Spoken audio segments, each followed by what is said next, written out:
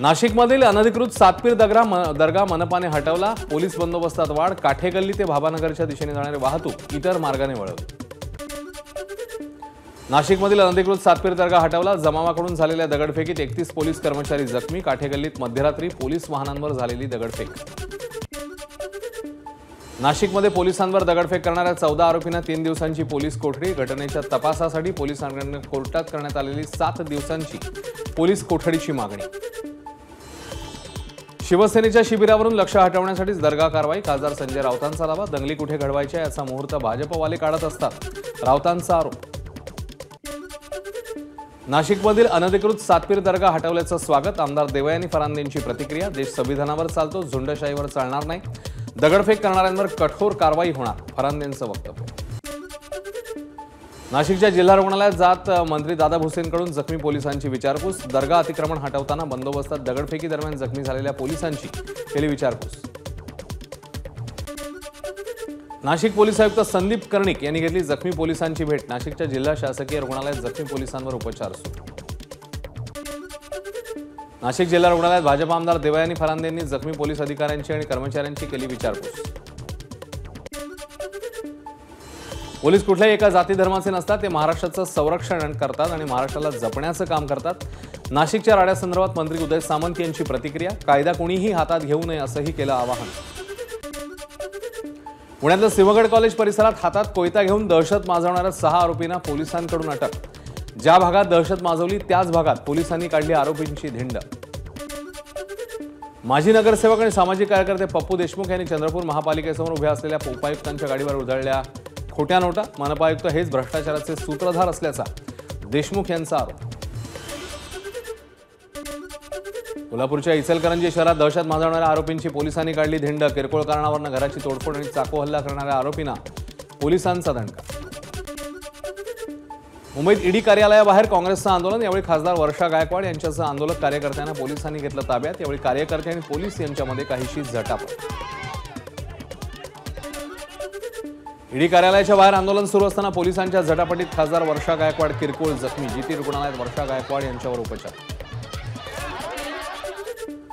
मुंबईतल्या एका इंग्रजी माध्यमाच्या शाळेत शिक्षकाने मुलीची छेड काढल्याचं प्रकरण। मनसेचा शाळेमध्ये राडा। मनसे एकाने शिक्षकाला फेकून मारला कोळसा। मुंबईमधील बलात्कार आणि मर्डर केस प्रकरणातील आरोपी विरोधात शरद पवारांच्या राष्ट्रवादीचा विद्यार्थी कार्याध्यक्ष मर्जिया पठाण आक्रमक। ठाणे कोर्ट परिसरात आरोपीवर चप्पल भिरकावण्याचा प्रयत्न। मुंबईतल्या एफ वॉर्ड महापालिका कार्यालयावर आमदार अजय चौधरी यांच्या नेतृत्वात हंडा मोर्चा। डोक्यावर हंडा घेऊन आंदोलकांची घोषणाबाजी। यावेळी पोलिसांनी आंदोलकांना अडवलं। मुंबईतल्या परळमधील कामगार मैदानात ठाकरेंच्या शिवसेनेचा मोर्चा। मोर्चामध्ये फायर आजीची जोरदार घोषणाबाजी। पाण्यासाठी आजी आंदोलनात सहभागी। वरळीमध्ये ठाकरेंच्या शिवसेनेकडून हंडा मोर्चा। युवसेना कार्यकर्त्यांना पोलिसांनी घेतलं ताब्यात। पोलीस आंदोलन दडपत असल्याचा ठाकरेंच्या शिवसेनेचा आरोप। मोर्चा न काढण्याबाबत पोलिसांनी बजावलेली नोटीस।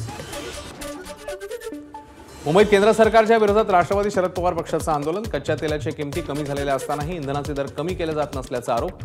पंतप्रधान मोदी, केंद्रीय अर्थमंत्री निर्मला सीतारामन यांच्या विरोधात घोषणाबाजी। मुंबई सेंट्रल रेल्वे स्थानकाचं नाव बदलून जगन्नाथ नाना शंकर शेठ करावं या मागणीकरता संघर्ष समितीकडून आंदोलन। 31 जुलैला नानांच्या पुण्यतिथी दिनी नामांतराची घोषणा करण्याची मागणी।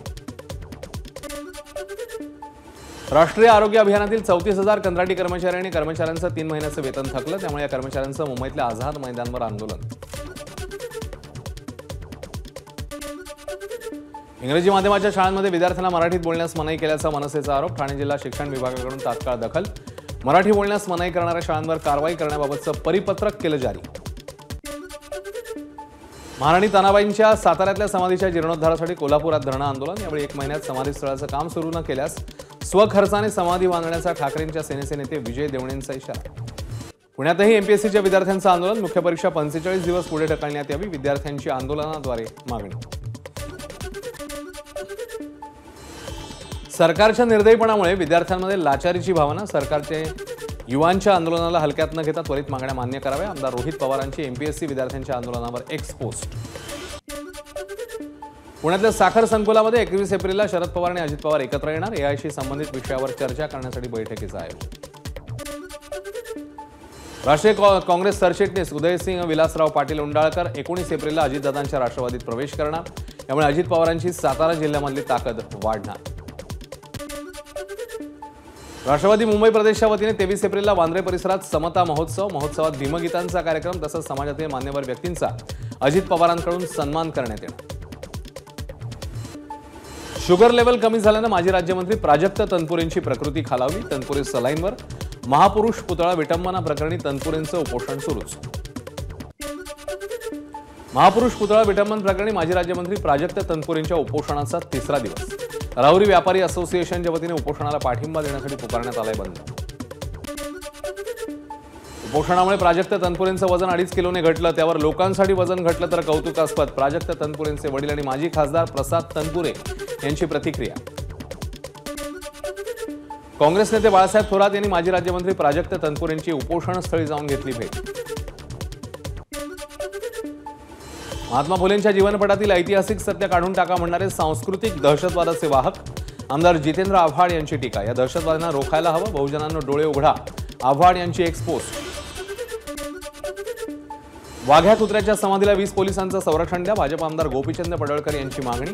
शरद पवारांनी फावल्या वेळेत नवा इतिहास लिहावा। पडळकरांची खोचक टीका। मंत्री उदय सामंत खासदार संदीपान भुमरेंनी घेतली मनोज जरांगेंची भेट। यावेळी जरांगेंकडून भुमरे सामंत यांचं स्वागत। तिघांमध्ये चर्चा झाल्याचीही माहिती। बीडच्या माजलगावमधील बाबासाहेब आगे प्रकरणातील आरोपी नारायण फफाळला 19 एप्रिलपर्यंत पोलीस कोठडी। भर दिवसा आगे यांची हत्या करण्यात आली। निलंबित पोलीस अधिकारी रणजित कासलेकडून आणखी एक व्हिडिओ पोस्ट। माझ्या घराचं कुलूप तोडून महाराष्ट्र सरकार नवे पुरावे नष्ट करते आता। कासलेचा आरोप हे सगळं धनंजय मुंडे घडवत असल्याचाही आरोप। परभणीच्या पाथरीत काल तरुणाची हत्या। आरोपीच्या अटकेसाठी कुटुंबियांनी मृतदेह ठेवला पोलीस ठाण्यासमोर। 24 तासात आरोपीला अटक करणार। या पोलिसांच्या आश्वासनानंतर मृतदेहावर कुटुंबियांकडून अंत्यसंस्कार। नांदेडमध्ये शक्तीपीठ महामार्गाला विरोध कायम। मोजणीसाठी आलेल्या अधिकाऱ्यांना शेतकऱ्यांनी परत पाठवलं। अधिकाऱ्यांना घेराव घालत शेतकऱ्यांची घोषणाबाजी। अमरावती विमानतळाचं मुख्यमंत्री उपमुख्यमंत्र्यांच्या हस्ते उद्घाटन। देशातल्या सर्वात मोठ्या पायलट ट्रेनिंग सेंटरचंही उद्घाटन संपन्न। अमरावती मुंबई विमानसेवा सोमवार बुधवार शुक्रवार सुरू राहणार। मुख्यमंत्री फडणवीसांचं त्यांच्या मामाच्या घरी जंगी स्वागत। कलोती कुटुंबाच्या घरी फडणवीसांचं औक्षण। कलोती कुटुंबासह फडणवीसांनी केलं भोजन। अमरावतीत शेतकरी कर्जमाफीच्या मुद्द्यावरून स्वाभिमानी शेतकरी संघटना आक्रमक। मुख्यमंत्र्यांच्या ताफ्याला दाखवले काळे झेंडे दाखवण्याचा प्रयत्न। पोलिसांनी आंदोलकांना घेतलं ताब्यात। विदर्भातील प्रकल्पबाधितांना 831 कोटींचं सानुग्रह अनुदान। मुख्यमंत्री फडणवीसांच्या हस्ते पहिल्या टप्प्याचं वितरण। शेतकऱ्यांना प्रति हेक्टरी 5 लाखांचं अनुदान। एबीपी माझा, उघडा डोळे बघा नीट।